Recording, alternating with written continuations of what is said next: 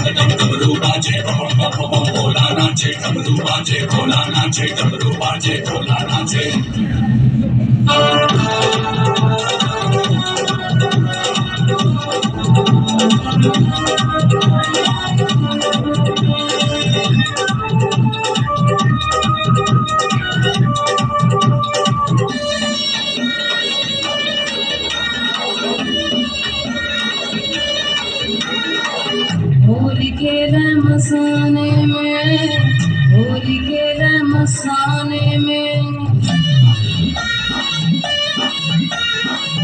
होली खेले मसाने में, होली खेले मसाने में। काशी में खेले घाट में खेले, काशी में खेले घाट में खेले, खेले अवघड़ मसाने में। होली खेले मसाने में, होली खेले मसाने में, होली खेले मसाने में, होली खेले मसाने में।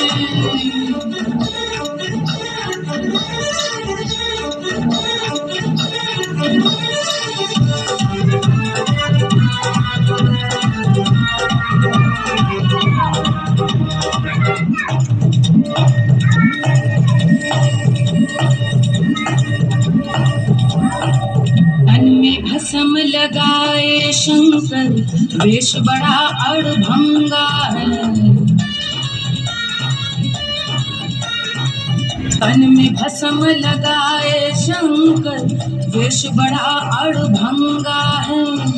माथे पर चंद्रमा विराज, जटा में सोहे गंगा रे, जटा में सोहे गंगा रे।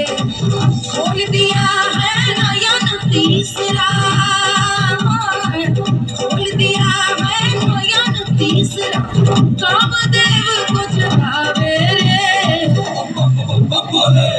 होली खेले मसाने में, होली खेले मसाने में, होली खेले मसाने में, होली खेले मसाने में।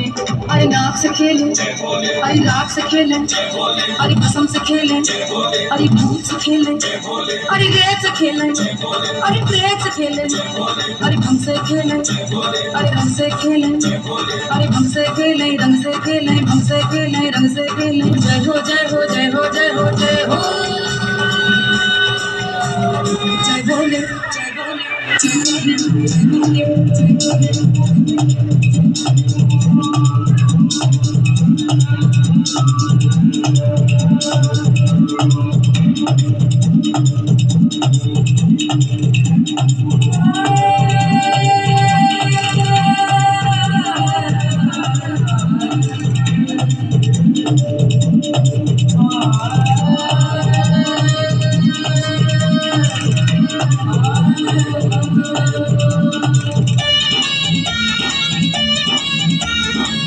भंगिया पीवे भोला शंकर, धतूरा तोरे खावे रे।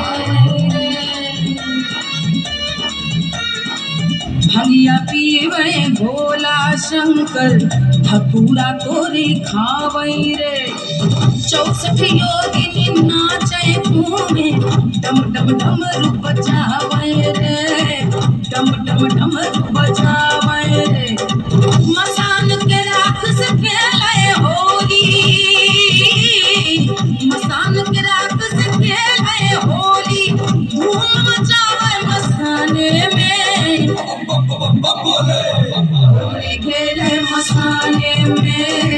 होली केले